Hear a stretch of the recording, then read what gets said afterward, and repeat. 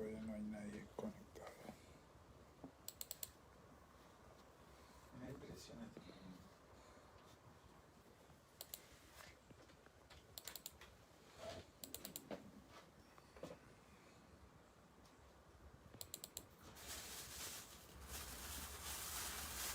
Buenas, buen día.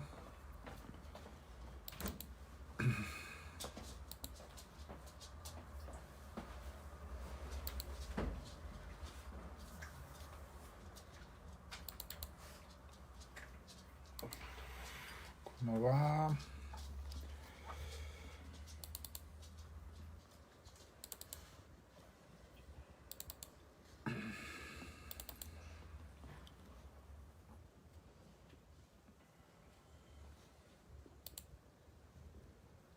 Hola, Fer. Estoy acá abriendo lo que tenemos que ver hoy.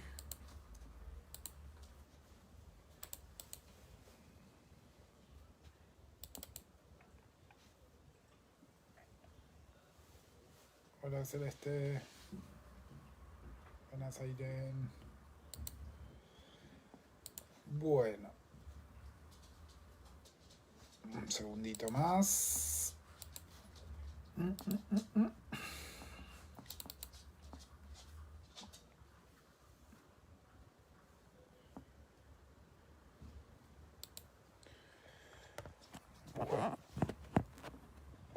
Ahí, termino de acomodar la cámara. Ahí estamos. Bueno, perfecto. Lo primero que vamos a hacer es hablar un poquito de los PDFs de la semana pasada. La semana pasada en el campus tenían para ver... Esperen, porque con el celular tapo las solapitas que necesito abrir. En el campus tenían para ver en la clase 1 3 PDFs. 3 papers. La idea es un poco revisar esos papers que tenían para ver la semana pasada, para ver un poco y usarlo como excusa para trabajar con cómo es la estructura de un trabajo científico, dónde está la información, cómo tengo que buscar esa información y leer esos trabajos, ¿sí? A lo largo del cuatrimestre vamos a ver varios trabajos científicos, así que es importante que empiecen a entrenar la lectura científica, ¿sí? Entonces, recordemos un poquito lo que vimos la semana pasada, que trabajamos con algunos conceptos generales, un poco la historia de la ecología, las ramas de la ecología, algunas palabritas como ambiente, hábitat, tipos de hábitat, y después pasamos a el concepto de sistemas ecológicos, niveles de organización y factores ecológicos. ¿Sí? Eso es un poco lo que habíamos visto la semana pasada.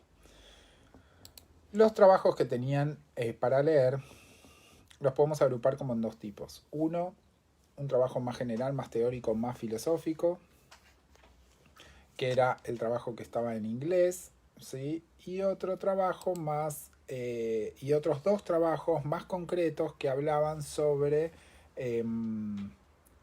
los conceptos de ensambles, ensamblajes, gremios, asambleas, conjuntos, ¿no? Digamos, más vinculados a los conceptos de comunidad que vimos la clase pasada. Entonces, vamos a arrancar un poco con el primero, el que está en inglés, que habla sobre una teoría general de la ecología. ¿Sí? Este es un trabajo quizás un poco más difícil, en tanto que al ser más conceptual, más teórico, más filosófico, a veces la lectura es un poco más complicada. Antes de meternos con qué es lo que dice concretamente el trabajo, vamos a ver un poquito la estructura, ¿sí? Que eso lo vamos a encontrar en cualquier trabajo científico. ¿Cómo está organizado un trabajo científico? Bueno, en principio tengo que reconocer ciertas partes que son comunes a la mayoría de los trabajos, pueden variar un poco por la edición particular de cada revista, pero en principio son comunes a todos los trabajos científicos. ¿En qué consiste esa estructura? Bueno, tengo que tener un título, en este caso, si lo tienen, si lo pueden abrir, lo vamos a ir viendo, ¿sí? Si no, vayan escuchando y no hay ningún problema. Tienen un título, en este caso el título en inglés, la traducción sería Una teoría general de la ecología. Abajo tienen autores, ¿sí? Hay un poquito más arriba, en este caso, tienen lo primero que vemos arriba es la revista o el título de la revista abreviado, en este caso es Theor Ecol, que viene de Theoretical Ecology. Entre paréntesis tenemos el año en que fue publicado este trabajo. Y después tenemos unos números. El primero hace referencia al volumen y los otros dos a las páginas que ocupa dentro de la revista física. Muchas veces, como ya hay muchas revistas que no imprimen los trabajos y que no hay una versión, un soporte papel, a veces estas páginas tienen otro formato.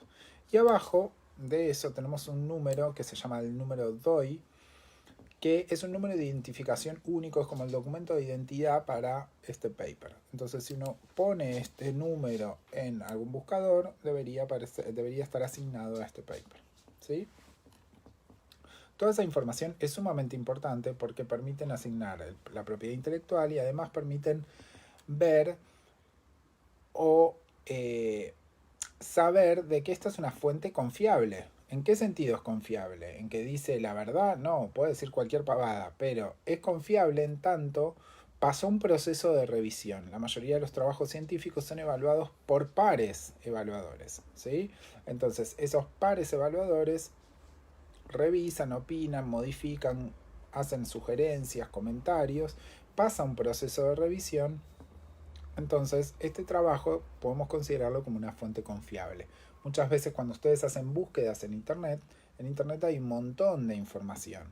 Y muchas veces les cuesta decidir, bueno, ¿con qué trabajo me quedo? ¿Cómo sé que este trabajo es bueno, no es bueno? Dice, bueno, una forma de hacer ese filtro es trabajando con bibliografía que tenga una fuente reconocible, que tenga autores, que tenga un año de publicación, que tenga una revista, ¿sí? Obviamente siempre pensando en trabajos científicos. Abajo de eso, fíjense que hay una serie de fechas, ¿sí? Cuando fue recibido, cuando fue aceptado, cuando fue publicado, ¿sí? Que tienen que ver con este proceso de revisión. Los autores lo que hacen es escribir un trabajo y lo mandan a publicar. En este caso, la revista recibe este trabajo el 9 de junio del 2007, ¿sí?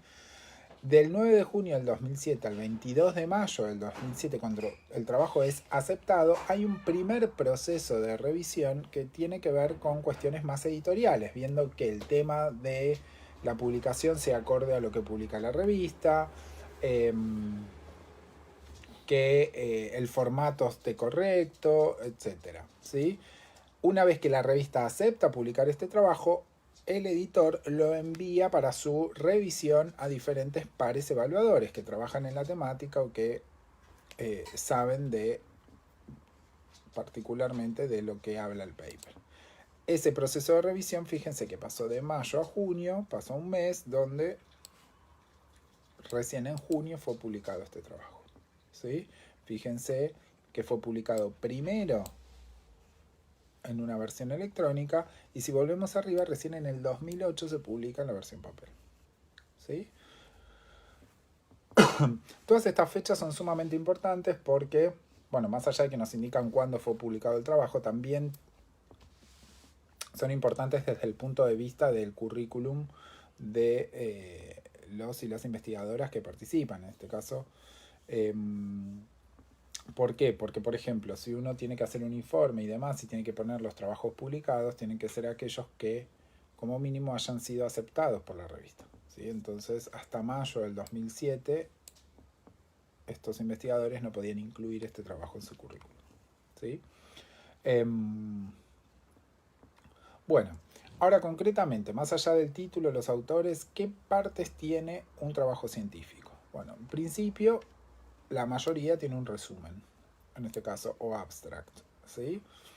Este resumen o abstract es, como el nombre lo indica, es un resumen de todo el trabajo. Si ustedes leen el abstract, tienen que tener una idea de cuál es la problemática del trabajo, cuáles fueron los objetivos, cuáles fueron los principales resultados obtenidos, cuáles son las principales conclusiones, ¿sí? Es un resumen de todo el trabajo. Es bastante difícil hacer resúmenes en trabajos científicos porque uno tiene que ser muy preciso con lo que dice, ¿sí? ¿Por qué? Porque hay que incluir toda la información del trabajo en pocas palabras.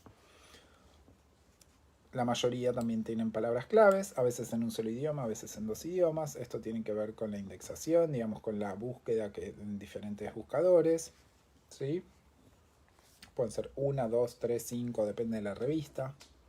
Y después ya vamos al cuerpo del trabajo. En el cuerpo del trabajo lo que vamos a encontrar mínimamente es una introducción. Vamos a encontrar un desarrollo. Ese desarrollo puede estar dividido en materiales y métodos y en resultados. Y después vamos a tener una discusión, una conclusión, agradecimientos y bibliografía, ¿sí? Cada una de esas partes cumple una función concreta dentro de la estructura de un trabajo científico, ¿sí? Este trabajo particular, como es un trabajo más teórico, más de síntesis, hay algunas de estas partes que no tiene, que fueron reemplazados por algunos subtítulos que uno puede asignar. Bueno, a partir de acá aparece el desarrollo, ¿sí? Los otros dos que vimos tampoco tienen una estructura tan estricta debido a que son notas más cortitas, ¿sí? Pero en principio fíjense que sí podemos encontrar una introducción. ¿Cuál es la función de la introducción en cualquier trabajo científico? Bueno, por un lado, hacer un planteamiento del problema, es decir, las razones, uno tiene que más o menos esbozar las razones por las cuales va a escribir lo que escribe, ¿sí? En este caso, bueno, evidentemente hay un problema con la ecología, con la concepción de la ecología como ciencia y pensar que haya teorías generales detrás del marco teórico de la ecología. Ese básicamente es el problema. Y hacia el final de la introducción lo que uno va a encontrar es el o los objetivos del trabajo, que tienen que estar expresamente formulados. Expresamente significa que tiene que decir concretamente el o los objetivos del trabajo son, o las hipótesis de este trabajo son tales, y para tal fin vamos, ¿sí? Digamos, uno tiene que mencionar expresamente cuáles van a ser esas hipótesis o esos objetivos. Si miramos esta introducción, que es bastante cortita, ¿sí? Dice, el objetivo de este trabajo es presentar los principios fundamentales de una teoría ecológica para su posterior desarrollo. ¿Sí? Entonces fíjense que lo dice expresamente. The goal of this paper is. ¿Sí? El objetivo de este trabajo es. ¿Ah? Bueno, en este caso después aparece una serie de subtítulos que uno puede estar vinculando o están vinculados con el desarrollo del trabajo. Ahora vamos a hablar un poquito más de eso. Y hacia el final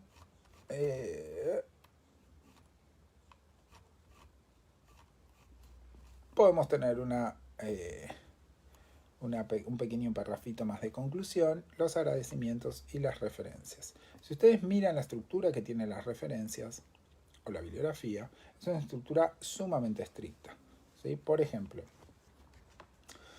va, no sé, el autor, el nombre de él o la autora, seguido con la inicial sin punto, los años siempre van entre paréntesis, los guiones que usan para separar las páginas son guiones largos. Fíjense que el formato es muy estricto. De hecho, una de las primeras cosas que revisan los editores es que el formato de la bibliografía y el formato del general del paper siga los lineamientos de la revista. En caso de que no lo sigan, les devuelven el trabajo y le dicen esto no sigue los lineamientos de la revista, por favor rehágalo y vuelva a enviarlo. Todo eso hace que se vaya dilatando y perdiendo tiempo entre el momento en que uno manda un trabajo y el momento en que es aceptado, ¿sí? Entonces, este trabajo particular, fíjense que, como volviendo a la introducción, y vamos a meternos un poquito más en el contenido de este trabajo y qué es lo que me interesa de este trabajo.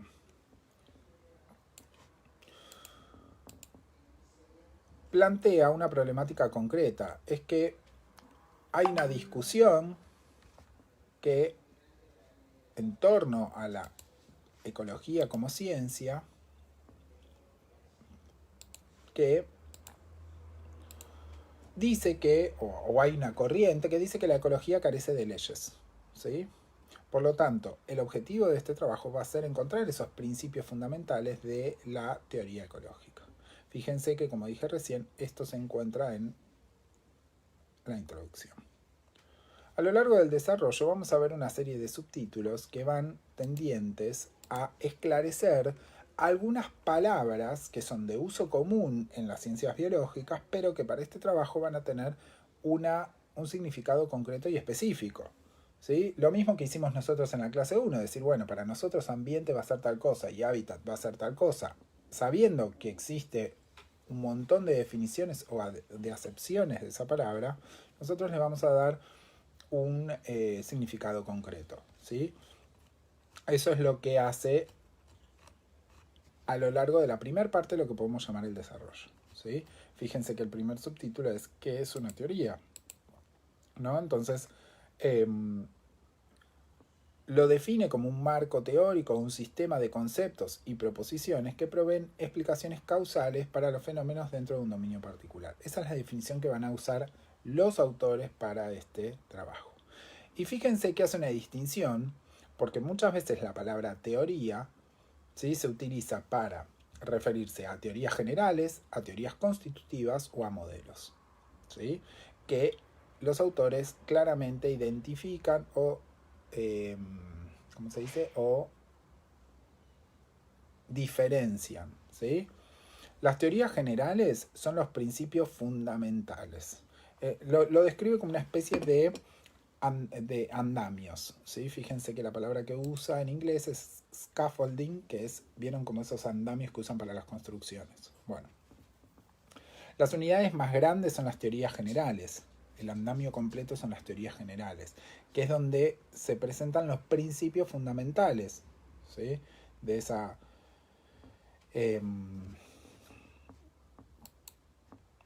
disciplina, ¿sí? Un poco más chico tenemos las teorías constitutivas, que permiten hacer algunas predicciones cualitativas y que guían el desarrollo de los modelos. Y por debajo de todo tenemos modelos, que los modelos lo que permiten son hacer predicciones en condiciones particulares.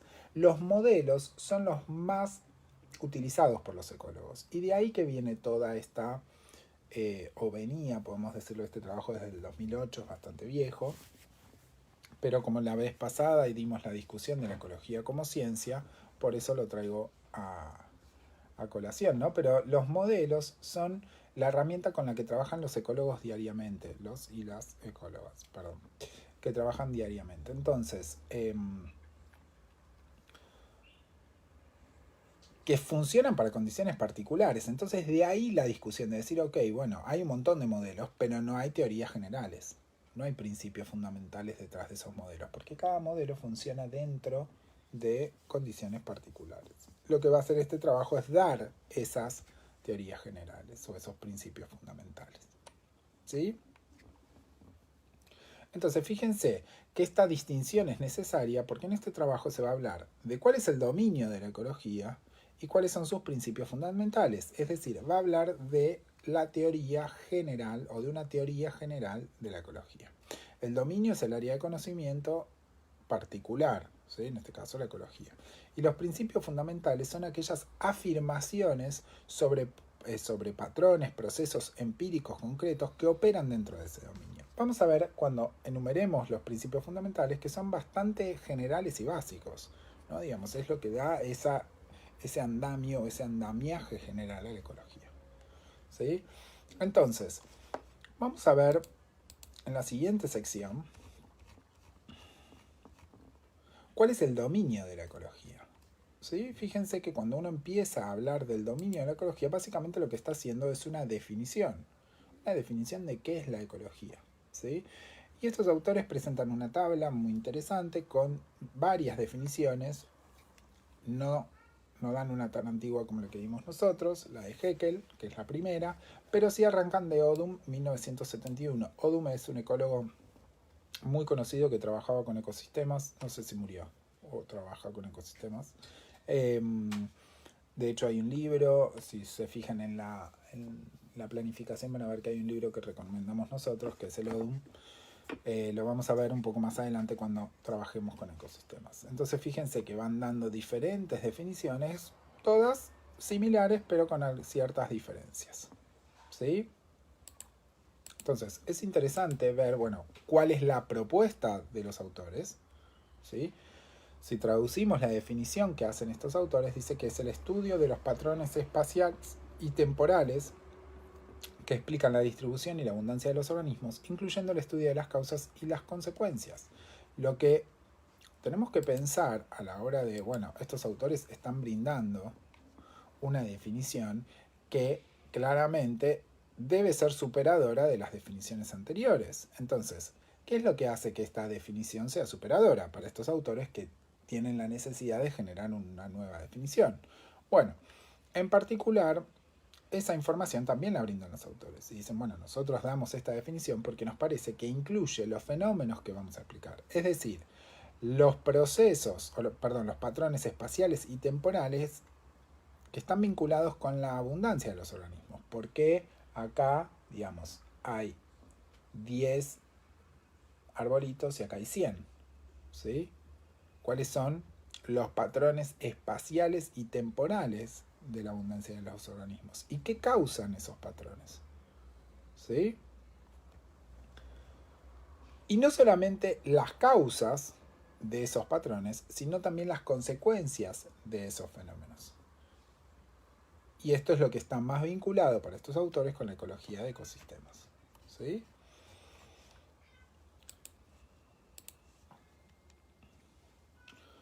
Después, recordemos que el objetivo era dar esos principios fundamentales. Entonces hace una breve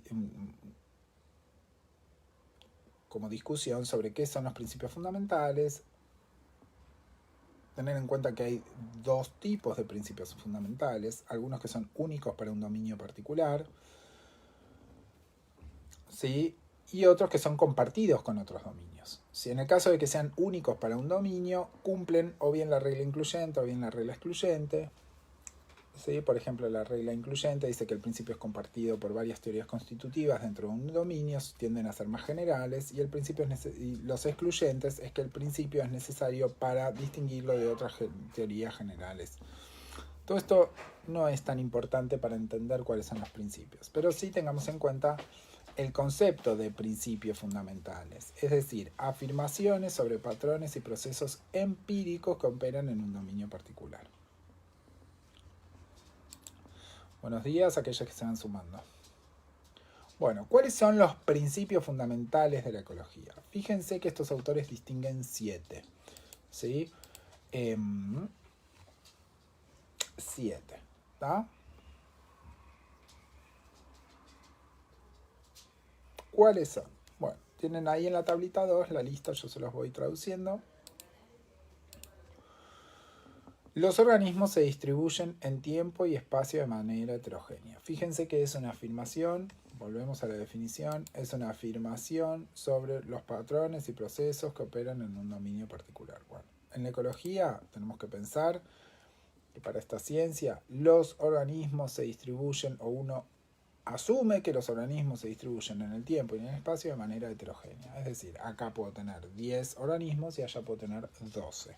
No solamente espacialmente, sino temporalmente. ¿Tá? Fíjense que de acuerdo a este proceso, este es podemos pensarlo como único, es un principio fundamental único para la ecología, ¿sí? Pero sigue la regla incluyente, porque se comparte con varias disciplinas. Los organismos interactúan con el medio biótico y abiótico. Ese es el otro principio fundamental. Cosa que un poco estaba presente en la definición de Haeckel que dimos nosotros en la primera clase. ¿Va? La distribución de los organismos y sus interacciones dependen de contingencias. Este principio es muy importante y es quizás el más complicado de entender. Si buscamos o si pensamos en la palabra contingencia y buscamos una definición, les voy a buscar una definición en internet. Posibilidad de que una cosa suceda o no suceda. Suceso que puede suceder o no, especialmente un problema que se plantea de forma imprevista. ¿Sí? Esas son las definiciones. ¿Por qué está metido acá? La distribución de los organismos y sus interacciones dependen de contingencias. Bueno, podemos pensar que este principio está vinculado con la idea de azar, ¿sí? De procesos azarosos. El hecho de que los organismos estén donde están y que se establezcan interacciones entre ellos, en principio dependen de procesos aleatorios. ¿Sí? Muchas veces, no sé, obviamente que hay cuestiones que están por detrás, ¿no? Pero pensemos en una semilla que cae de un árbol. Esa semilla va a crecer en un lugar particular y eso va a determinar una distribución heterogénea. Ahora, ¿dónde cae esa semilla? ¿Cómo, y la interacción que va a establecer esa semilla con otros organismos, bueno, depende de contingencias, depende de procesos que pueden o no suceder, que tienen cierta probabilidad de suceder y que están vinculados con el azar. ¿Sí? El cuarto principio fundamental dice que las condiciones ambientales son heterogéneas en tiempo y espacio. ¿Sí? No hay mucho que explicar. Esas condiciones no son homogéneas ni en tiempo ni espacio. Los recursos son finitos y heterogéneos en tiempo y espacio, entendiendo recurso como factor ecológico que puede usar un organismo directamente, como vimos en la clase pasada. ¿Sí? Esos recursos, aquello que puede usar un organismo, son finitos, es decir, se acaban y son heterogéneos y no están en todos los lugares. ¿Tá? Todos los organismos son mortales y las propiedades ecológicas de las especies son el resultado de procesos evolutivos. Vuelve a aparecer la evolución dentro de los principios fundamentales de la ecología. ¿Sí?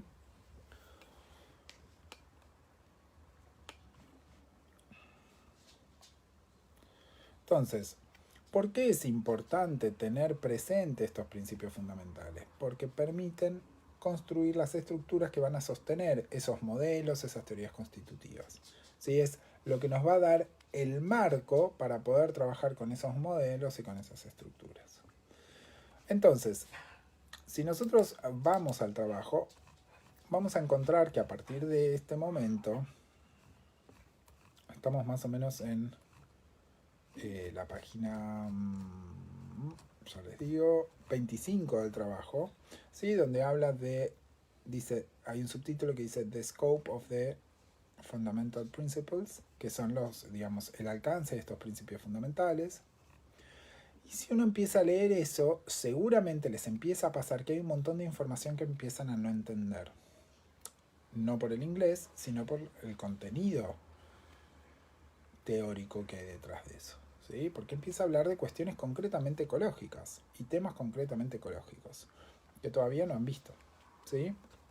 Ni hablar si vamos a las teorías constitutivas, donde habla de la teoría de biografía de islas, la teoría del forrajeo, de sucesión, de metapoblaciones, de dinámica poblacional, la teoría del nicho, etcétera, etcétera, etcétera. Cosas que empieza a dar ejemplos muy ecológicos. ¿Sí?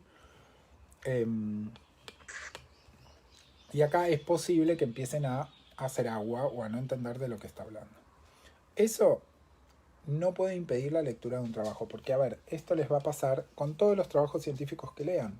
En tanto que, por ejemplo, si vemos un trabajo un poco más que sigue una estructura más clásica, donde vamos a encontrar materiales y métodos, resultados y discusión, uno lee una introducción que la va a entender perfectamente. Cuando pasa a la siguiente sección, que es materiales y métodos, empieza a leer una metodología o cuestiones técnicas que no entiende nada. No entiende, digamos, generalmente ahí se habla un poco de estadística, se habla un poco de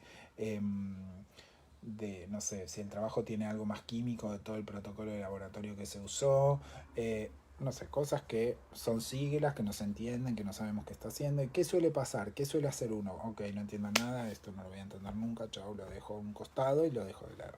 No, es información que en realidad quizás no es necesario para entender el trabajo, para entender cuáles son los resultados o las conclusiones de ese trabajo. ¿Sí? A veces los resultados también son muy técnicos y uno tiene que poder, bueno, buscar lo que a uno o a una le interesa de ese trabajo. ¿Sí? ¿Dónde está la información que a mí me interesa? Y eso lo puedo hacer solamente si sé cuáles son las funciones de cada de cada parte de ese trabajo científico. En el caso de materiales y métodos, recordemos que el método científico, una de las cosas que debería garantizar es la replicabilidad. Entonces, ahí en ese materiales y métodos se pone la receta para que una persona con esos mismos datos llegue a los mismos resultados. Entonces el autor o los autores o las autoras van a decir, bueno, en este trabajo se hizo tal cosa, de esta manera, se usó este programa, se aplicó este script, se usó esta estadística, se utilizó este índice, se calculó de esta manera, se utilizaron estos reactivos, se utilizó el protocolo hecho por no sé quién para... Un montón de cosas que uno no entiende, ¿sí?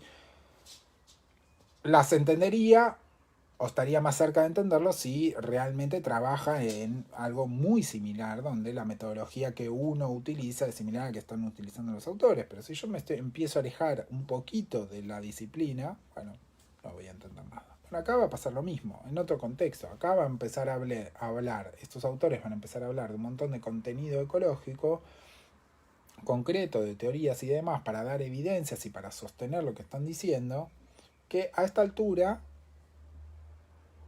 nos va a costar seguir, porque todavía no vimos ninguna de esas teorías.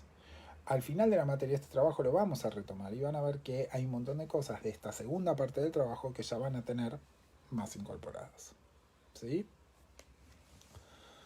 Entonces, en resumen, lo interesante de este trabajo es que da una definición de ecología, da los principios fundamentales, ¿sí? Habla un poquito de qué son los modelos, cosa que vamos a ir a retomar un poco más adelante nuevamente. ¿Ah? Los otros dos trabajos que tenían que ver son trabajitos más sencillos, pero que me interesan muchísimo esas definiciones que aparecen ahí. Esperen que ahí. Acá.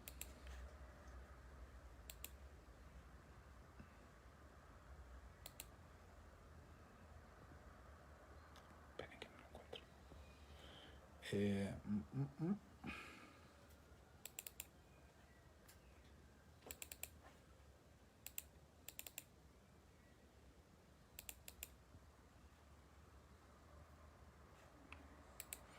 Uno de esos trabajitos es el de Monje Nájera y el otro es el de Ramírez y Fonseca.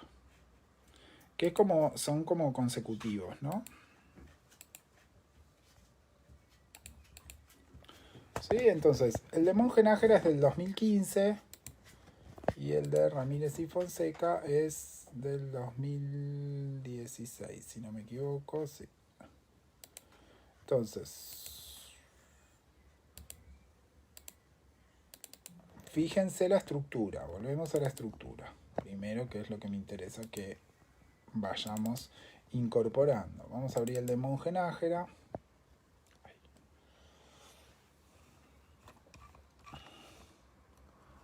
Fíjense, título, tiene autores, tiene información sobre esos autores, eso también lo decía el otro trabajo, pero me lo salteé.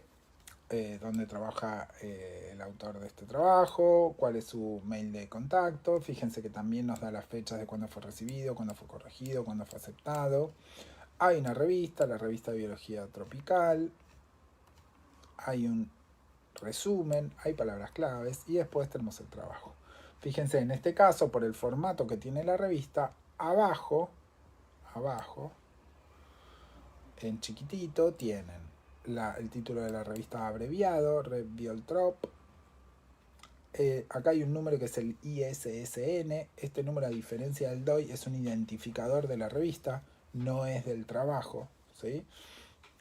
Tienen el volumen 63. A veces en un año o en un volumen las revistas sacan varios números, en este caso es el tercero, y las páginas, ¿sí? El año también de publicación. Fíjense que podemos decir que este trabajo es un trabajo científico que fue revisado, que fue publicado en una revista que tiene cierta identidad. Estas abreviaciones de los nombres de las revistas están codificadas. ¿Qué quiere decir? Que si uno le piden para un trabajo que ponga las revistas, el nombre de la revista abreviado, se tiene que meter en una página donde nos dicen cómo abreviar las revistas. No es que se abrevian así como uno se le canta, ¿sí? En cuanto a la estructura de este trabajo, este es un foro, es una nota, entonces no tiene esa organización de introducción, desarrollo con materiales y métodos, resultados, conclusiones, ¿sí? Sino que directamente va al contenido del trabajo porque es cortito. Pero, sin embargo, la organización interna sigue esta misma dinámica. Es decir, vamos a tener al comienzo lo que sería la introducción de este trabajo, si bien no dice introducción, pero sí va a tener un planteamiento de cuál es el problema y cuál va a ser el objetivo del trabajo. ¿Sí? En este caso dice, en años recientes apareció la palabra ensamble, ¿sí? En la literatura biológica en castellano, y pone ejemplos donde aparece esa palabra. El diccionario lo define en años recientes ha aparecido la palabra ensamble y con menos frecuencia ensamblaje, ¿sí? El diccionario de la Real Academia Española no define ensamblaje, pero refiere a ensamblar, ¿sí?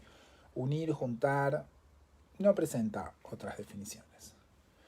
En español, estas palabras son calcos crudos de la palabra francesa assemblage, usada en inglés en casos como los siguientes. ¿No? Lo que está planteando este autor, que hay la palabra, sobre todo ensamblaje, es un anglicismo o es una palabra tomada de un idioma del francés o del inglés y castellanizada, ¿sí? Entonces, a partir de eso, el autor empieza a hacer una discusión, ¿sí?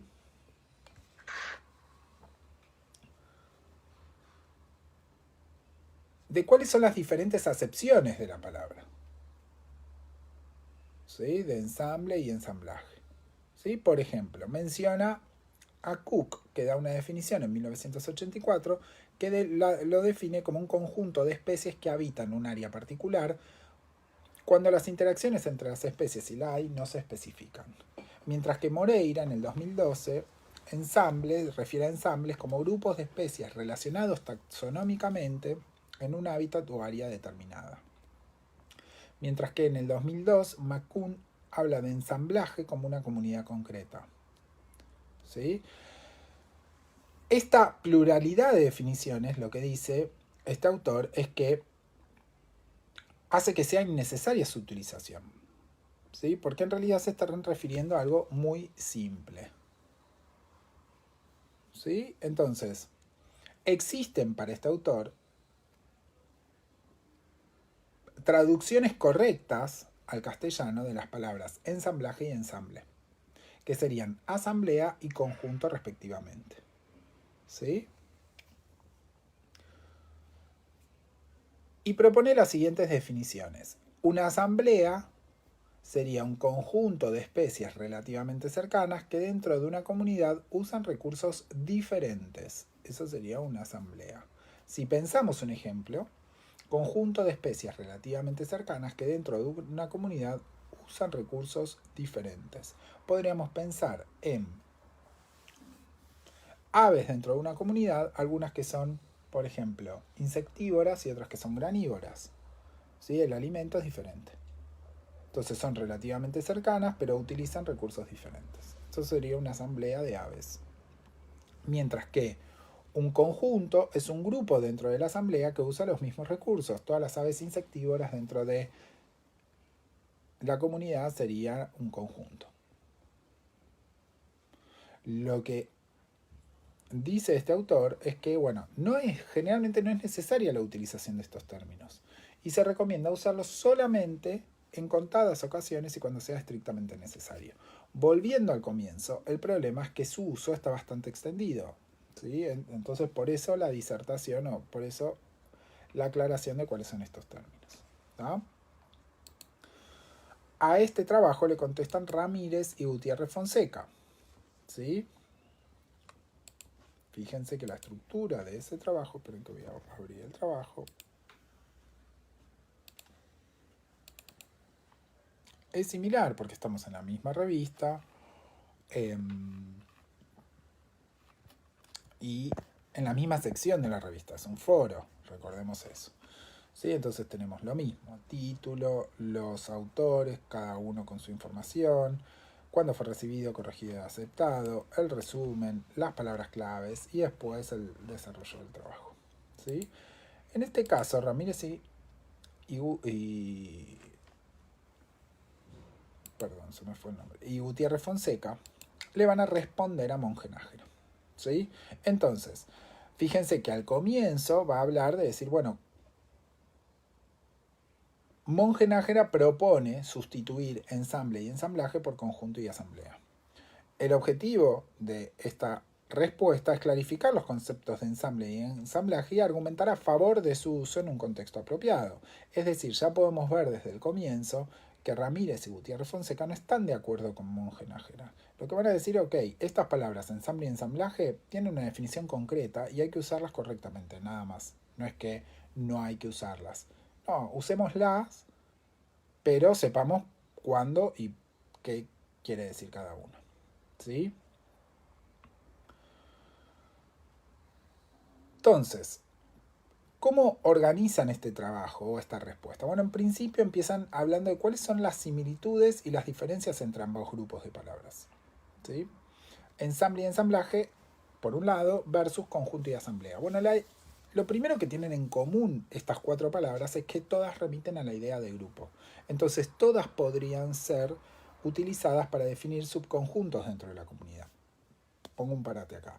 Recordemos por qué estamos hablando de esto. Cuando hablamos de comunidad o de biocenosis, dijimos que eran todas las especies o el conjunto de especies que viven en un área en un tiempo determinado.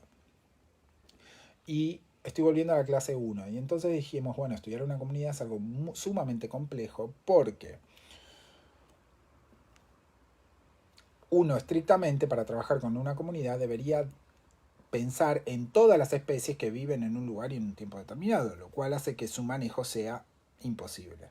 ¿Sí? Entonces, lo que hacen los ecólogos de comunidades es definir grupos dentro de la comunidad. ¿Sí? ¿Cómo llaman a esos grupos? Es el problema. Puede ser conjunto, asamblea, ensamble, ensamblaje. Entonces, lo que están tratando de clarificar es cómo llamar a esos grupos dentro de la comunidad. Entonces, todas estas palabras remiten a la idea de grupo y podrían ser utilizadas para definir un grupo o un subconjunto dentro de la comunidad. Para estos autores, las palabras ensamble y ensamblaje reflejan o llevan implícita la idea de que hay interacción entre las partes que la constituyen, mientras que conjunto y asamblea no necesariamente. ¿Sí? Yo puedo tener un conjunto de cosas en una bolsa y no están interactuando concretamente. ¿Sí? Entonces, ya acá vemos algo como a favor, decir, bueno, ensamble y ensamblaje tienen implícita la idea de interacción, cosa que es muy importante para una comunidad.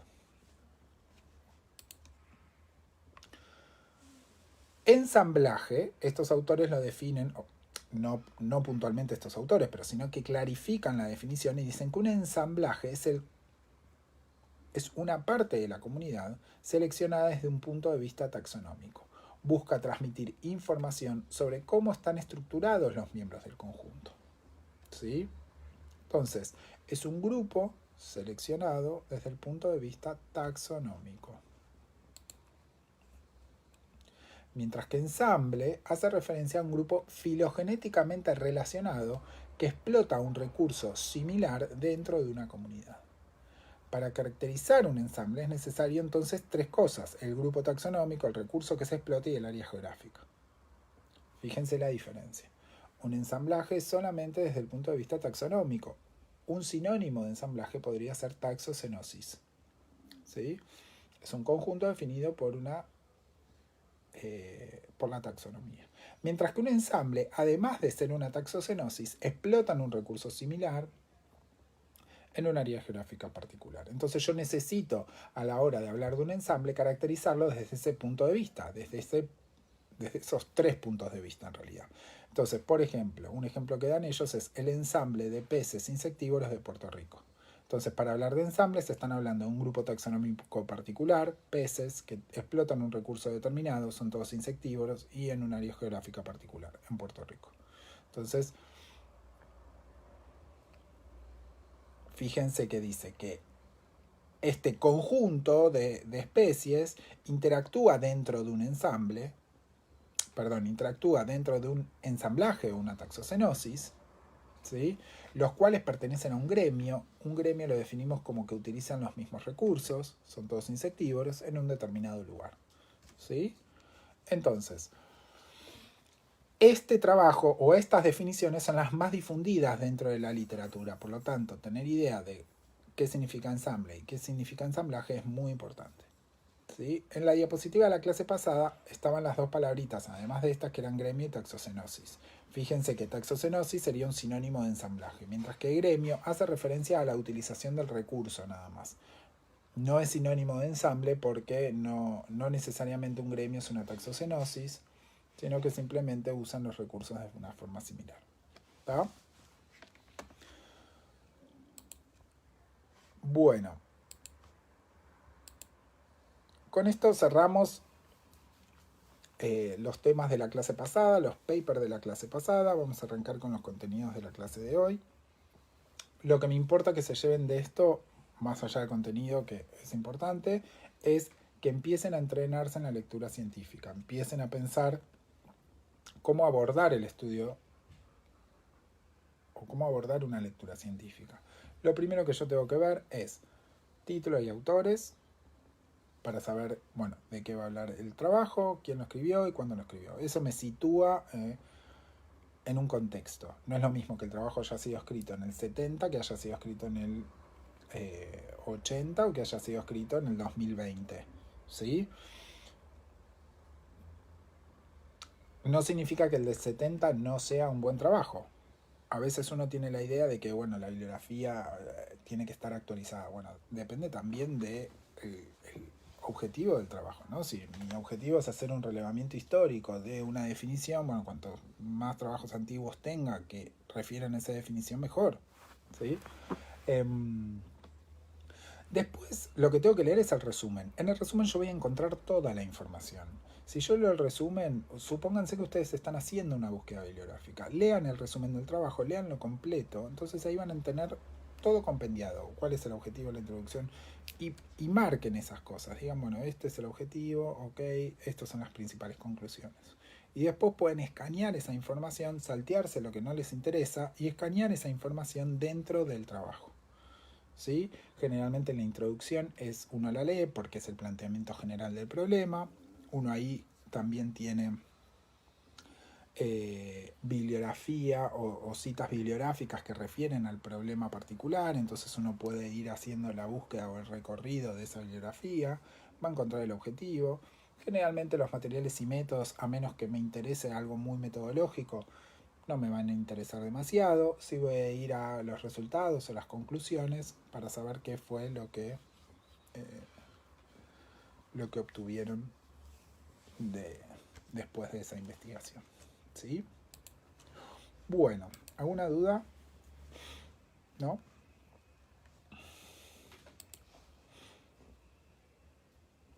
Bueno, entonces, como dije la clase pasada, vamos a arrancar por el ambiente físico, es decir, vamos a arrancar trabajando con el ambiente terrestre. En particular, la clase de hoy vamos a ver ambiente terrestre y vamos a comenzar a estudiar el ambiente acuático viendo las propiedades del agua. ¿Sí? Seguramente es un tema que ya vieron en otras materias o son cosas que les van a sonar. Obviamente que le vamos a dar una perspectiva ecológica a eso, ¿sí? Pero son temas que suelen manejar. Ambiente terrestre es bastante sencillo desde ese punto de vista. Para darle una perspectiva ecológica, lo primero que tenemos que pensar es, ¿cuáles son los problemas que enfrentan los organismos en el medio terrestre? Eso es lo primero que uno tiene que pensar. ¿Cuáles son esos problemas? Bueno, principalmente están vinculados con la desecación. Digamos, el problema del agua en el medio terrestre es importantísimo. Los organismos tienen que establecer un equilibrio hídrico, es decir, recordemos que podemos pensarlo como sistemas ecológicos, hay entradas y hay salidas, entonces tienen que mantener un equilibrio hídrico dinámico, ¿sí? Entonces el agua que pierden la tienen que recuperar, básicamente, ¿sí? El otro problema importante en el medio terrestre es la fuerza de gravedad, ¿sí? La fuerza de gravedad ejerce una presión enorme sobre los organismos terrestres que tienen que dedicar o designar recursos para generar estructuras de sostén.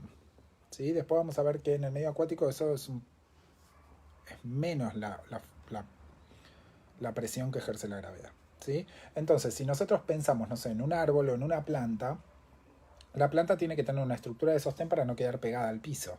Si ustedes agarran una alga, por ejemplo, de un cuerpo de agua, esas que son medio blanditas, abajo del agua está erguida porque está flotando, la saco del agua y hace así y queda pegada contra el piso.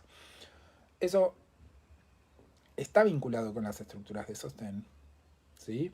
Las estructuras de sostén suelen ser estructuras que no permiten generar más recursos, ¿no? En una planta, si lo pensamos desde una planta, las hojas es lo que hace la fotosíntesis y lo que permite generar más recursos, ¿sí? Ahora, si yo estoy destinando un montón de energía y un montón de recursos a construir un tronco, bueno, eso va a hacer que destine menos energía a producir hojas, que van a ser las que a su vez me van a dar más alimento. Entonces, ese balance entre qué destino para una estructura y qué destino para otra es muy importante. Y en el medio terrestre, gran parte de la energía va destinada a generar estructuras de sostén. Y el otro problema que hay en el medio terrestre es la alta variabilidad. Es muy variable, obviamente comparado con el medio acuático. Muy variable y poco predecible. Desde cosas muy básicas como día y noche, ¿sí? Que eso no pasa en el fondo marino, donde no llega la luz, por ejemplo, hasta frío-calor, hasta lluvia-no lluvia, hasta lo que sea, ¿sí? Esas variaciones son abruptas, poco predecibles y muy rápidas. Entonces los organismos también van a tener que tener estrategias para hacer frente a esa variabilidad. Bueno, buen día a los que se van sumando, a las que se van sumando. No importa cuando se sumen. De hecho, no importa si se suman. Recuerda que estoy grabando una clase.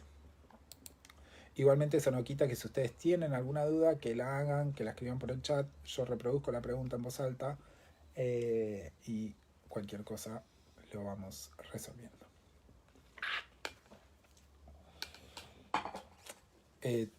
Yo estoy siguiendo el Power, perdón, eso no lo dije también, estoy siguiendo el Power, así que quizás voy a hacer mención a alguna de las diapositivas que tienen el Power, suponiendo que ustedes van siguiendo el Power conmigo, ¿está? El Power, los papers, lo que sea que estemos trabajando. Bueno, entonces, el ambiente terrestre, y insistiendo con esta perspectiva ecológica, lo podemos pensar como un sistema, ¿sí? Como eso que mencionamos la clase pasada, un sistema, un conjunto de partes que interactúan entre sí, que funcionan como un todo unificado. ¿Cuáles serían? ¿O cuál es la propuesta que hacemos nosotros para entender las partes de ese sistema o ambiente terrestre? Bueno, en principio tres: la atmósfera, la cubierta vegetal y el suelo, ¿sí? Y vamos a hablar de procesos que ocurren en cada uno de estos subsistemas o cada una de estas partes. Es importante que pensemos que estas partes interactúan entre sí. Entonces, los procesos atmosféricos terminan determinando o modificando la cobertura vegetal, terminan modificando el suelo, a su vez el suelo modifica la cobertura vegetal y puede tener una incidencia sobre la atmósfera, y la cobertura vegetal modifica el suelo y la atmósfera, ¿no? Digamos, pensemos como esas interacciones, de ahí las flechas que ven entre estas partes. Vamos a arrancar por la atmósfera, ¿sí? Y para eso vamos a hablar del clima. ¿Por qué vamos a hablar del clima?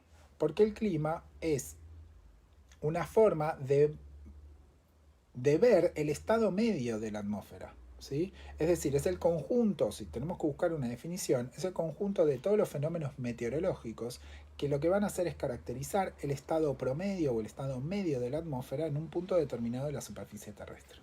Esto es muy importante, la definición, el concepto de que es un estado promedio, ¿sí? Porque eso lo diferencia del tiempo. El tiempo es algo instantáneo, en un periodo breve. Entonces, si yo me levanto hoy, digo, ¿cómo está el tiempo hoy? No cómo es el clima, porque el clima es un promedio. Generalmente se utilizan 20 años de datos para caracterizar el clima de una región, ¿sí? Entonces, nosotros vamos a hablar de procesos climáticos, es decir, de cuestiones globales que hablan sobre cómo es el estado promedio de la atmósfera en un determinado lugar. Lo que no quita que haya variaciones más concretas en tiempos más breves, ¿sí? No sé, por ejemplo, si igual lo vamos a ver en un rato, pero para que entiendan lo que estoy diciendo, una cosa es decir, bueno, esto es una zona de un clima tropical. No significa que no en ese lugar no pueda hacer frío en un momento del año. Incluso puede llegar a caer una helada en algunos lugares subtropicales, ¿sí? Pero el promedio de la temperatura lo hace que esté dentro de un clima tropical, ¿sí? Respecto del clima, fíjense que en la definición hablamos de que es en un punto determinado de la superficie terrestre. Bueno, ¿qué tamaño tiene ese punto? Varía. Y ahí es donde tenemos diferentes escalas a las cuales se pueden trabajar estos estados promedio de la atmósfera, que van desde cosas muy específicas, muy pequeñas, ¿sí? Que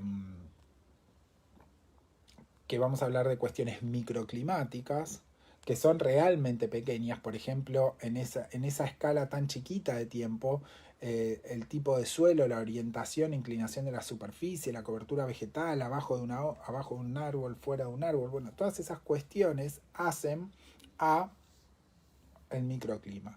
A partir de ahí, a mí me gusta siempre usar de referencia a la película Hombres de Negro, no sé si se acuerdan, porque lo voy a usar en un montón de ejemplos, porque la ecología tiene mucho esto. Hombres de Negro era una película de mi época muy genial.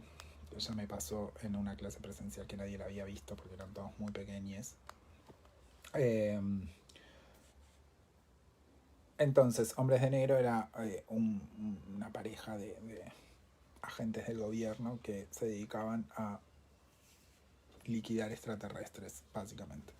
Y hay una de las escenas finales de la primera película donde hay un collarcito con una bolita y se hace un zoom a esa bolita y a partir de ahí empieza a hacer, la cámara empieza a irse y uno empieza a ver, no sé, Estados Unidos, el planeta Tierra, la galaxia, muchas galaxias y finalmente unos gigantes jugando como a las bolitas con las galaxias. Bueno, esa idea de zoom out y zoom in es muy importante en ecología porque el ecólogo permanentemente está trabajando en diferentes escalas y es muy importante poder identificar en qué escala estamos trabajando, porque a veces lo que sucede en una escala de trabajo no es importante para lo que sucede en otra escala de trabajo y viceversa. Entonces es muy posible, es muy importante identificar en qué escala estábamos trabajando para hacer ecología, ¿sí? Y uno tiene que estar entrenado en hacer esto. Bueno, esto pasa acá, pero acá pasa otra cosa y después vuelvo acá y después vuelvo allá, ¿sí? Bien, Sofía, bien, al fin. Si no la vieron está buena, véanla. Bueno, entonces, en una escala microclimática hay ciertos fenómenos meteorológicos que van a describir el estado de la atmósfera en una escala muy pequeña. A medida que me voy alejando, voy pasando por un clima zonal, local, mesoclima, macroclima. No hay un límite tajante que uno diga, bueno, hasta acá es el microclima y de acá pasa un clima zonal y de acá pasa un clima local. No existe ese límite porque en realidad es un continuo y es una división medio arbitraria. ¿Sí? Pero sí tengamos presente que lo que sucede en una escala microclimática no tiene relevancia en una escala mesoclimática. ¿Sí? Quizás el tipo de suelo no es importante para determinar el clima a un nivel mesoclimático, que va a estar describiendo el clima de una región, que puede abarcar muchas ciudades, muchos pueblos. ¿Sí? Nosotros particularmente vamos a describir procesos macroclimáticos, es decir, vamos a describir el clima a nivel continental. Entonces vamos a estar hablando de procesos que suceden a escalas grandes, de circulación atmosférica o de fenómenos atmosféricos a una gran escala, ¿sí? Además vamos a ver algo del clima de Argentina, que podríamos pensarlo como un mesoclima, un clima donde esos fenómenos macroclimáticos. No es que no suceden, pero hay procesos o hay cosas a una escala más pequeña, como por ejemplo la presencia de la cordillera, que hacen que o que generan variaciones climáticas muy importantes para entender cómo funciona el clima de la Argentina. ¿Sí? Entonces, ahora concentrémonos en los procesos macroclimáticos. ¿Cuáles son los factores que van a determinar el clima a una escala macroclimática? ¿Sí? Y ahí en la diapositiva 6 tienen los principales: movimientos de la Tierra, temperatura, precipitación, circulación del aire y del agua y continentalidad. ¿A qué nos referimos con los movimientos de la Tierra y cómo esto se relaciona con el clima? Bueno, recordemos que la Tierra tiene dos movimientos: lo que conocemos como traslación, que es el movimiento alrededor del Sol siguiendo una órbita elíptica. ¿Sí? Recuerden que no es circular. Eso es muy importante porque eso hace que haya momentos, voy a pasar a la diapositiva 8, haya momentos donde la Tierra está más lejos del Sol y hay momentos donde está más cerca del Sol. ¿Sí? Los momentos donde está más lejos del Sol se conocen como solsticios y los que están más cerca se conocen como equinoccios. Estos puntos son muy importantes porque porque marcan los cambios de las estaciones. Y este cambio en las estaciones tiene que ver con cómo penetran los rayos esa capa atmosférica. ¿Sí? Si nosotros pensamos que la radiación solar tiene que atravesar una capa de atmósfera, cuanto mayor sea el trayecto que tengan que atravesar, menor va a ser la cantidad de radiación que llega a la superficie terrestre. Y eso va a estar determinado una parte por la distancia por el punto en el plano en el que estemos, entonces por la distancia que tengan que recorrer esos rayos. Y lo otro por lo cual va a estar determinado es por el grado de inclinación que tiene el eje de rotación. ¿Sí? Si nosotros trazamos una línea polo norte, polo sur, esa línea no es perpendicular al plano que genera la elíptica. Es decir, si yo tengo el Sol, sería como mi anillo, está en el medio. Este es el plano que forma la Tierra que va girando en este sentido, ¿no? Si yo lo mirara en este sentido, gira así la Tierra. Lo estoy mirando de costado. El eje de rotación sobre su propio eje, la Tierra, no es perpendicular a ese plano, sino que está inclinado. Está inclinado 23,5 grados. ¿Sí?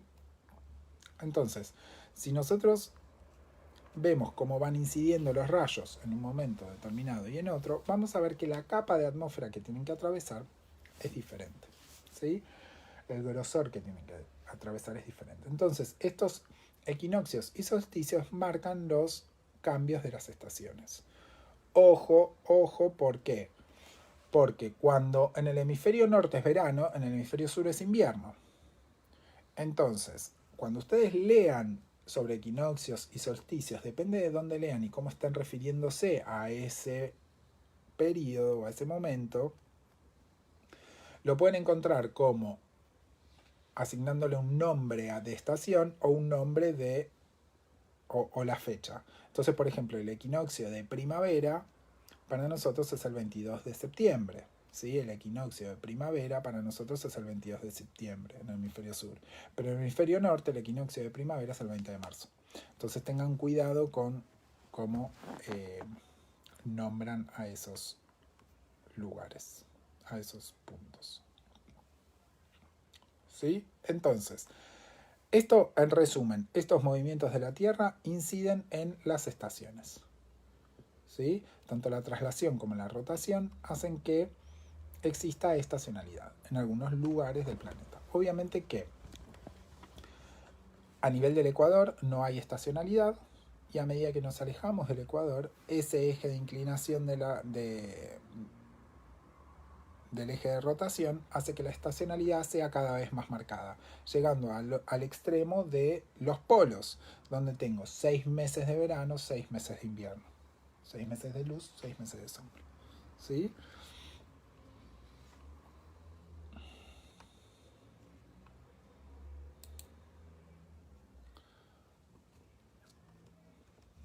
¿Qué pasa con la temperatura? ¿Cómo está determinada la temperatura a una escala macroclimática? Bueno, podemos pensar que hay dos premisas que son importantes a tener en cuenta. Una es que la temperatura del aire disminuye con la altitud. Eso es como la primera premisa. ¿Sí? ¿Por qué disminuye la temperatura con la altitud? Bueno, hay dos explicaciones físicas detrás de esto. ¿Sí? Una tiene que ver con la densidad, ¿sí? La presión. Una tiene que ver con la presión. Cuando estamos, si pensemos que la atmósfera es una columna de gas y los gases se pueden comprimir. Entonces, si acá abajo está la superficie, ¿sí? Si acá abajo está la superficie terrestre, las capas de atmósfera que están más pegadas a la superficie terrestre están más comprimidas. ¿Por qué? Porque tienen una columna de aire mucho más pesada por encima que la está aplastando. ¿Se entiende? Está haciendo esto la columna de aire. Entonces, estas capitas de atmósfera que están más cercanas a la Tierra están más comprimidas. ¿Qué quiere decir en términos gaseosos y moleculares que esté más comprimida? Quiere decir que las moléculas están más cerca. Si las moléculas están más cerca, recuerden que en un gas esas moléculas están en movimiento, la probabilidad de que choquen esas moléculas es mucho más alta. Y en cada choque se libera calor. Entonces, la temperatura del aire va a ser más caliente abajo porque va a haber más choque y a medida que nos vamos hacia arriba las moléculas están más separadas y la probabilidad de choque es menor. ¿Sí? Eso es una razón. La otra razón es que el aire se calienta básicamente por la radiación que absorbe la superficie terrestre. La superficie funciona como una estufa. Yo me acerco a la estufa, está calentito, a medida que voy caminando y me alejo de esa estufa, hace cada vez más frío. Entonces, si la estufa la tengo acá abajo, la capa de aire que está por arriba es más caliente y a medida que me voy alejando, el calor de la estufa se siente cada vez menos. Entonces, fíjense que la temperatura del aire es inversamente proporcional a la altitud. A medida que aumenta la altitud, disminuye la temperatura. Por esas dos razones, por el choque de moléculas y por la distancia a la superficie. ¿Sí? Ahora bien, si nosotros vemos cómo se comporta la temperatura de la atmósfera, vamos a ver que esta disminución no es constante en toda la atmósfera.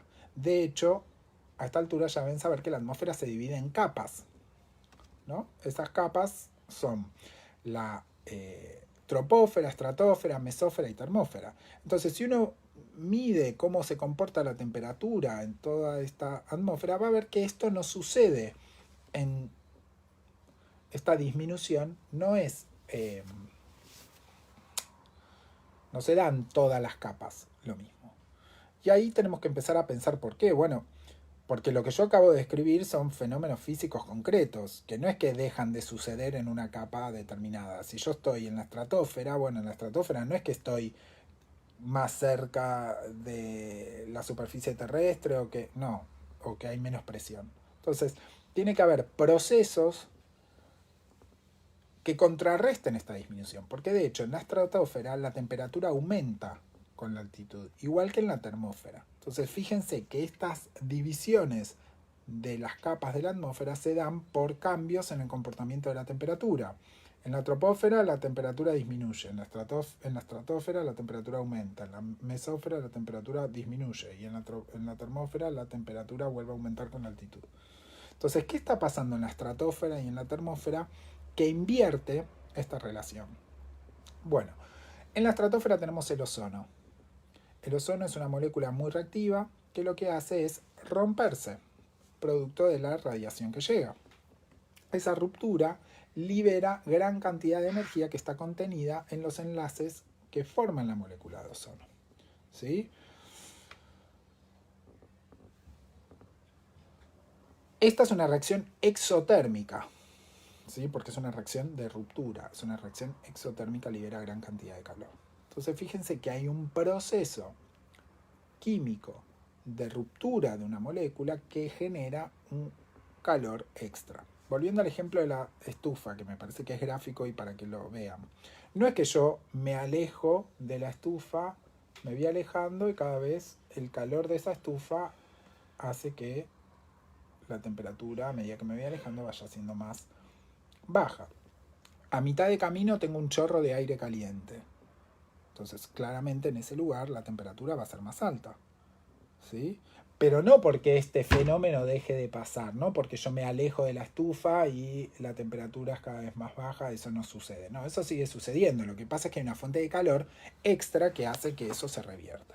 Esta fuente de calor extra en el caso de la estratosfera es el ozono. ¿Sí? Mientras que en el caso de la termósfera, se llama termósfera, recuerden, porque, o ionosfera le decían también, porque ahí llegan radiaciones de muy corta longitud de onda, con muchísima energía, entonces eso rompe un montón de moléculas, y por eso se generan muchos iones, ¿sí? Por eso también se llama ionosfera, ¿sí? Entonces es la capa, es una capa donde se filtra por primera vez, digamos, esa radiación de onda corta que llega a la atmósfera, ¿sí? Entonces también hay reacciones exotérmicas y también se genera mucho calor.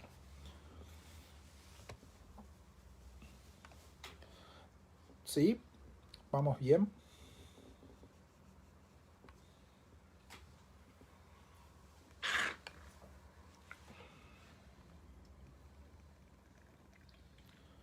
Bueno, ¿qué pasa con la circulación de agua y de aire? ¿No?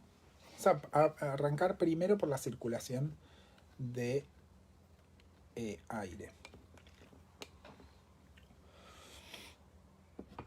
Lo primero que tenemos que tener en la cabeza es que, insisto, el aire es un gas. Entonces, ese aire puede ser más denso o menos denso. Es decir, sus moléculas pueden estar más separadas o más juntas. Si el aire es más denso, va a ser más pesado y va a descender. Si el aire es más liviano, va a ascender. ¿Sí? Eso está muy relacionado con la temperatura.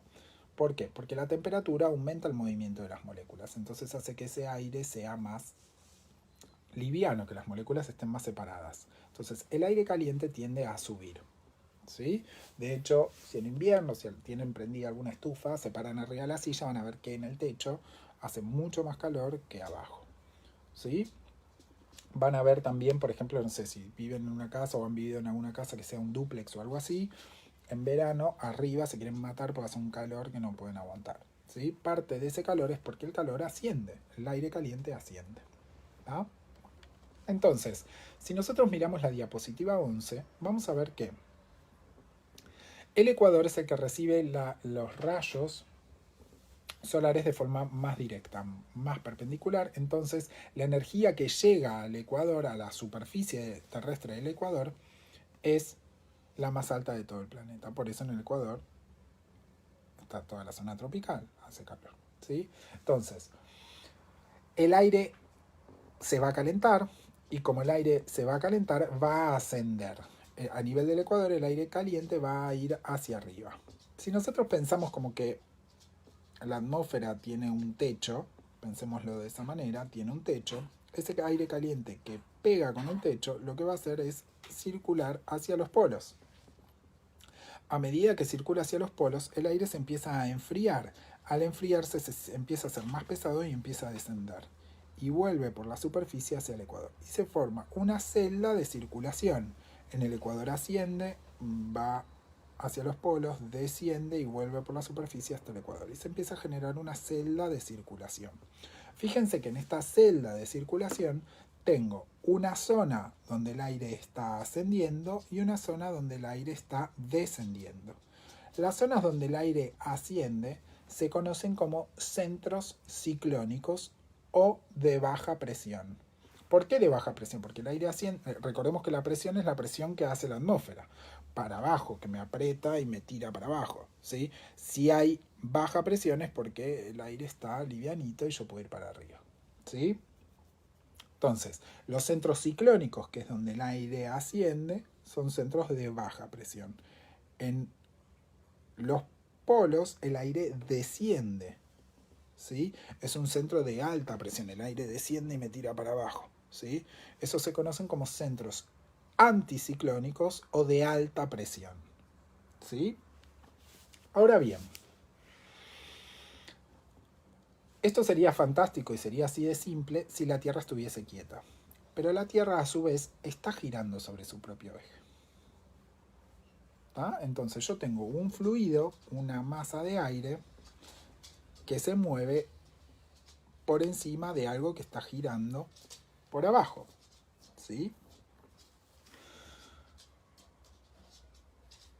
Entonces, este esquema de una celda hacia el polo norte y una celda hacia el polo sur, en realidad es mucho más complicado. ¿Sí? Porque en realidad, por cómo gira la Tierra, se forman 3 celdas hacia el polo norte y 3 celdas hacia el polo sur. Y si nosotros vemos desde el Ecuador centros ciclónicos, centros anticiclónicos, a nivel de... Estoy en la diapositiva 12, ¿sí? Vamos a ver que hay un centro ciclónico a nivel del Ecuador, un centro anticiclónico a nivel de los 30 grados de latitud, vuelve a haber un centro ciclónico a nivel de los 60 grados y en el polo vuelve a descender el aire, ¿sí? Este fenómeno que hace que las masas de aire se empiecen a desviar y empiecen a generar celdas de circulación se conoce como efecto Coriolis, ¿sí? Es un efecto sumamente importante, sumamente visible, sumamente fácil de entender.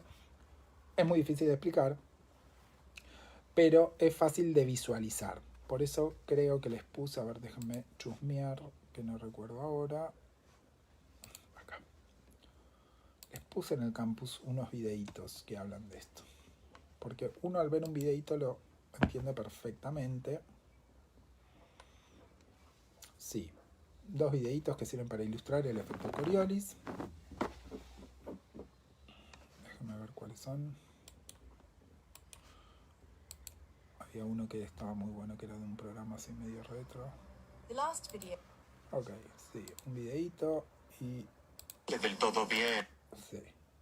Les puse 2 videitos. Uno de un programa retro así medio raro, pero que estaba bueno. Y otro un videito así más formal.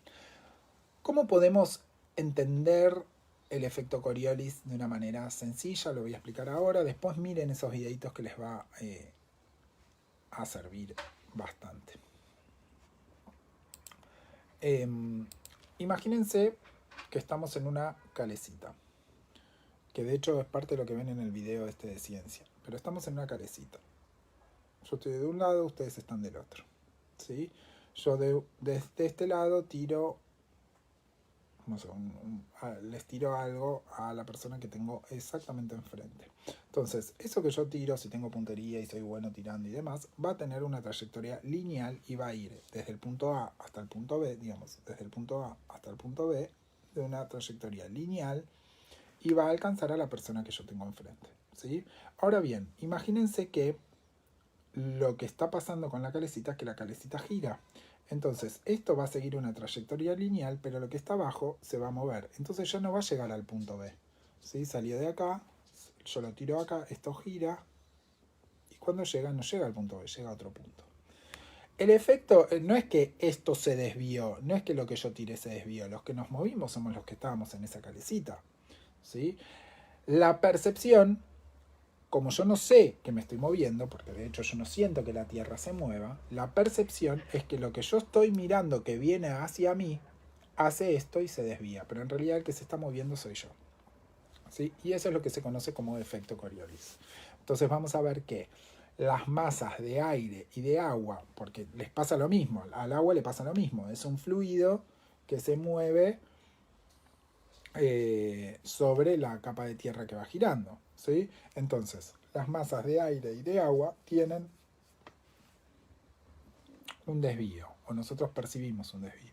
Ese desvío va a ser en sentido horario en el hemisferio norte y en sentido antihorario en el hemisferio sur. Y eso también tiene que ver con cómo miramos la Tierra al momento que está girando.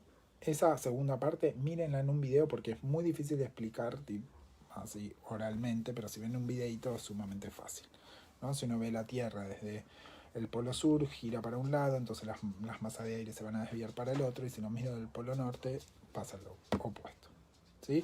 Pero el resultado concreto es que se forman celdas de circulación, y eso va a generar centros a una escala macroclimática, centros ciclónicos y anticiclónicos, que van a coincidir los ciclónicos con los 0 y los 60 grados de latitud y los anticiclónicos con los 30 y los 90. ¿Sí? O 30 y el polo en realidad. Eso es lo más importante. Esto no quiere decir que a una escala más pequeña, una escala, por ejemplo, argentina, o una escala local incluso, haya centros ciclónicos y anticiclónicos. De hecho, uno lo escucha en el noticiero. Viene un frente frío del río, hay un centro de baja presión que va a hacer que llueva mucho en el verano. No sé, por ejemplo, eso pasa diariamente. Se establecen centros ciclónicos y anticiclónicos, ¿no? Uno siente esos días de mucho calor, esos días de mucho calor que viene un frente frío de golpe y se forman esas tormentas zarpadas. Eso porque viene el frente frío, el aire caliente asciende y precipita toda el agua que tiene ese aire caliente, ¿sí? Eso no quita que a una escala macroclimática se estén dando estos centros ciclónicos con una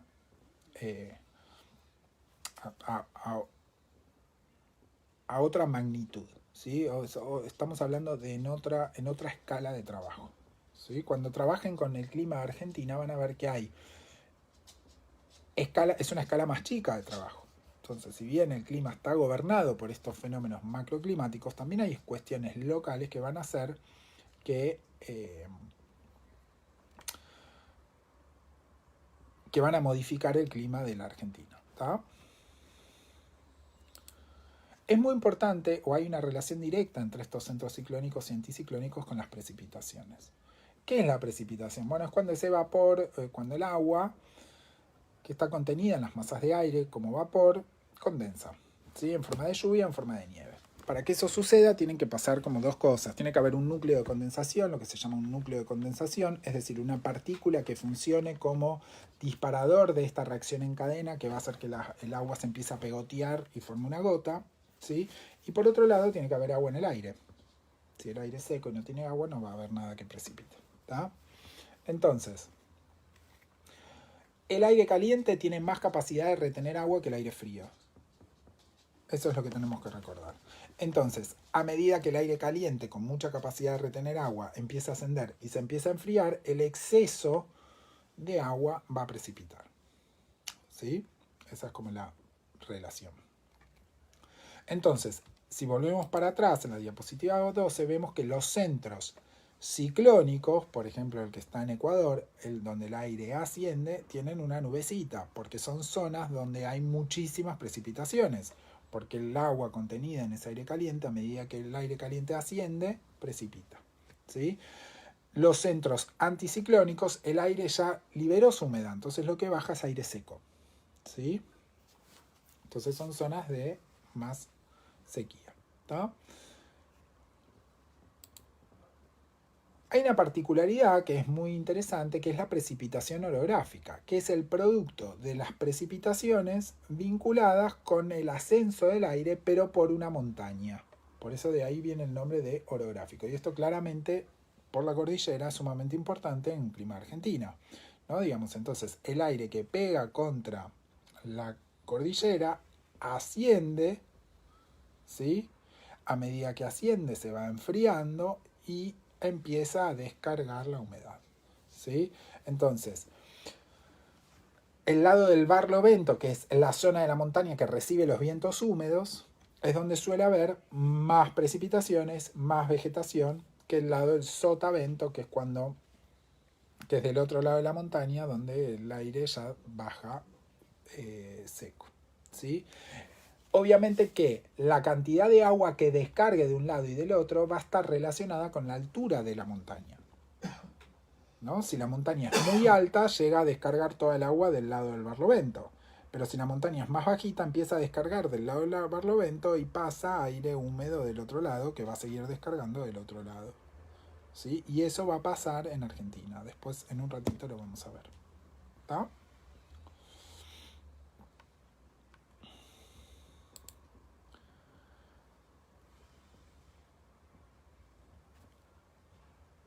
Existe un patrón global que está vinculado con estos centros ciclónicos y anticiclónicos, con estos centros de baja presión y centros de alta presión. Claro, el viento de sonda en la región de Cuyo es súper seco, porque las montañas ahí son sumamente altas. ¿sí? Entonces no llega, no hay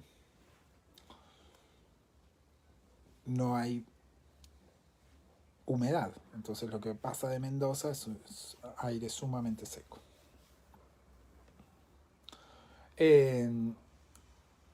Entonces, existe un patrón global de precipitaciones que está vinculado con estos centros de alta y de baja presión que mencionamos anteriormente, ¿sí? Recuerden que los centros de alta presión son centros donde desciende aire frío y seco, ¿sí? Mientras que los centros de alta presión es donde asciende el aire asciende caliente y hay gran cantidad de precipitaciones porque el aire que está la humedad que está contenida en ese aire precipita a medida que el aire se enfría, ¿tá? Por último nos queda mencionar algo sobre la continentalidad, ¿sí? La continentalidad es, o podemos vincularlo con el efecto que tienen las masas de agua sobre la regulación de la temperatura. En un ratito vamos a ver que las grandes masas de agua, los océanos y los mares funcionan como un termostato. Entonces, regulando la temperatura. A medida que yo me alejo del mar o del océano, voy a ver o voy a empezar a ver la alta variabilidad que tiene el medio terrestre. Voy a ver que esas variaciones de temperatura son cada vez más extremas, sobre todo las temperaturas diarias, ¿no? La mínima y la máxima. Entonces, si yo estoy muy alejado de esas de las grandes masas de aire y de agua, voy a ver que la diferencia o la amplitud térmica que hay en ese lugar, es decir, la diferencia entre la temperatura máxima y la temperatura mínima, es muy grande. De hecho, si alguna vez se fueron de vacaciones al norte, Salta, Jujuy, por ahí, van a ver que en el verano, por ejemplo, durante el día, o quizás una estación más, no sé, más primavera o fines del verano, principio del otoño, van a ver que durante el día quizás hace muchísimo calor y a la noche refresca zarpado y hace un frío que en algunos lugares hasta puede llegar a caer no sé, un poquito de nieve, ¿sí? Si hay algo de humedad. Pero eso se da por la amplitud térmica y porque está muy lejos de los océanos. En cambio, si van a la costa o a, no sé, alguna zona, provincia de Buenos Aires, vamos a ver que, bueno, hoy hace frío, puede hacer 10 a la mañana, 15 a la tarde, 18 a la tarde por el sol, pero no hay 30 grados de diferencia, no es que hace 30 grados de día y 0 de noche, ¿sí? Es muy raro que pase eso. Y si pasa eso no tiene que ver con la amplitud térmica del lugar, sino que puede tener que ver con algún fenómeno meteorológico particular, porque entró un frente frío, porque pasó algo, ¿sí? Pero no por las características del lugar, ¿tá? Entonces, a eso se lo conoce como continentalidad. Es una medida de la lejanía de los cuerpos de agua, perdón, de los cuerpos de agua no, es una lejanía de los mares y océanos que generan variaciones de la temperatura diaria importantes. ¿Sí? Lo opuesto de la continentalidad es la oceanidad, que mide cuán cerca del océano estás. ¿Tá? Vamos a hacer un cortecito acá. Con esto cerramos los fenómenos macroclimáticos. Vamos a cortar 10 minutos. Voy a parar el vivo y lo retomo a las 10, si les parece, para seguir con lo que falta de la clase. ¿Tá? Bueno, nos vemos en un ratito.